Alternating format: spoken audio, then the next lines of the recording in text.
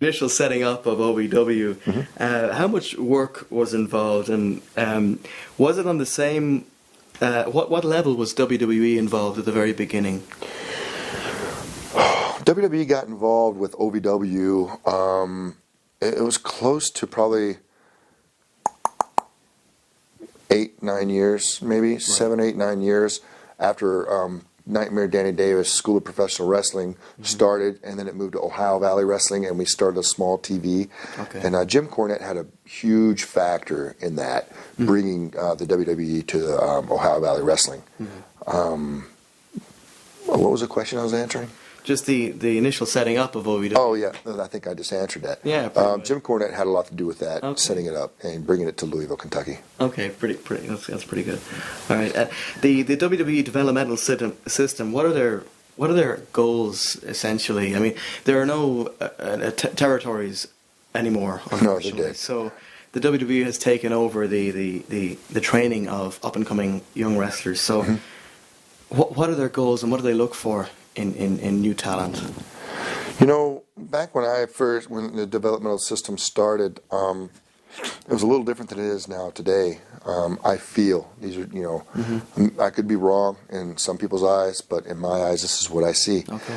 Back when I started, they were just looking for good talent that were wrestlers out there on the independents, and bringing them to OVW to hone their skills and get them ready for the WWE, get them ready for the big dance, their style. And that's what Ohio Valley Wrestling did. Got in front of the camera, because we had TV there, getting used to cues, honing their skills. And they brought athletes in from all over the place, all over the country, all over the world for that matter. And some guys sucked and didn't make it, and some guys, had some talent and pulled through, and other guys were just fucking great, man, and are the superstars you see on TV today. John Cena, Batista, Randy Orton. Exactly. One of the greatest in the business, I think. Leader of the next generation, Randy Orton. And Shelton Benjamin is a natural athlete. Others like that.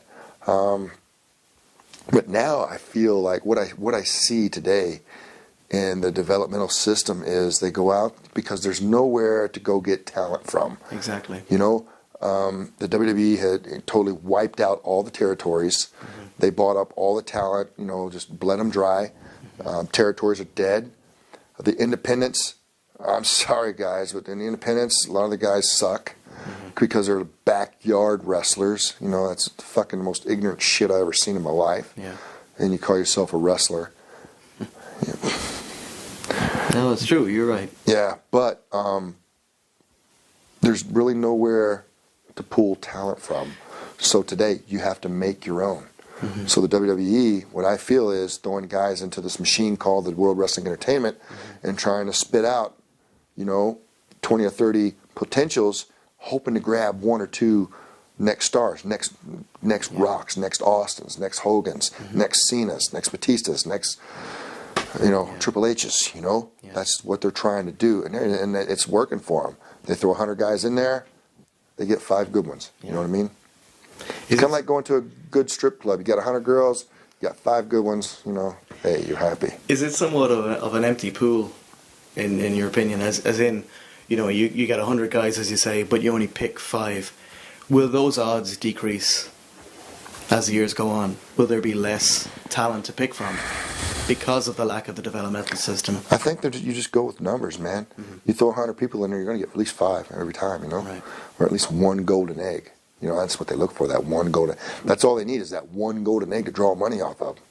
Example, Rock, Austin, exactly. Hogan, Bret Hart, Shawn Michaels. Yeah. You know what I mean? Yeah. That is what the WWE, I feel, in my opinion, is doing now. And I feel sorry for the guys who are being thrown into this WWE pool and, thinking that they got this opportunity. Everybody has an opportunity. Even I had an opportunity. It's just those who want to grab, like Vince McMahon always said, grab the brass ring. Right. Run with the ball, And those guys that do that will prosper and make a load of money, be famous, have celebrity status, big houses, cars, loads of cash in the bank, and those that don't are going to be on the unemployment line. And that's a true hard fact of wrestling. Right. And it sucks because some guys, I don't know about a lot of them, but some guys actually have a passion for it and actually watch wrestling when they were little, and those are the guys that really want it really bad. Yeah. And seems like those guys don't seem to make it for some reason. I don't understand why. I don't fucking know. But and the ones who are picked off the street, who don't even know shit about wrestling, come in, got some talent, get moved on, booted up. Those are the guys that make it. Sucks, but it's just the reality. It's just the way it is. Just the way it fucking is, you know what I mean? So, Doug, roughly around 1999 to 2000, you formed the Revolution group down in OVW, which included the recently retired WWE diva Victoria. Can you tell us what other talents were involved in the group alongside you, and how the formation of the group came about, and your opinions on each of the members involved? Well, in the storyline, Jim Cornette put together a little stable for me, and we did call it the Revolution, because we were there to revolutionize OVW, was the basis behind it. Right. And I hired, basically the storyline was, I hired some of the guys that were already on the roster to be in my group. One was Smooth Johnny Spade, was a real scrawny, lanky guy that just would get on your nerves in real life. So he was a perfect addition to the stable, because he'd get on people's nerves out there.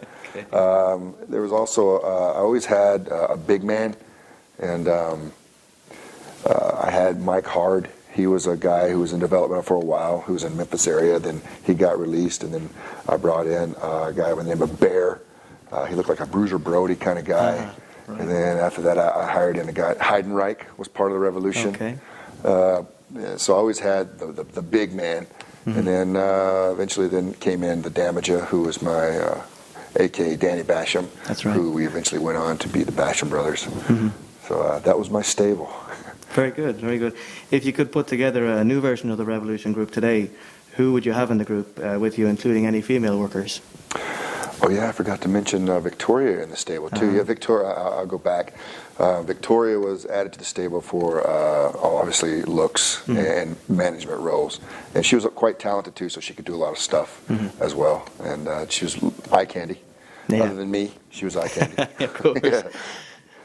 And if I could make a new stable, I would probably have another beautiful female that could actually go and wrestle in the ring. I would probably have Gail Kim, right? Very talented individual. As the female, I would have a large and in charge individual, probably the likes of maybe Batista, someone like that. So I'd have the big gun, and then I got to have my small high flyer in there. Right. Probably have a guy like AJ Styles, be a good addition to put in there. And then of course it'd be me to be the brains, and then for a tag team partner, I would probably go back with my original Danny Holly, aka Damager, aka Danny Basham. Definitely got to have him in there.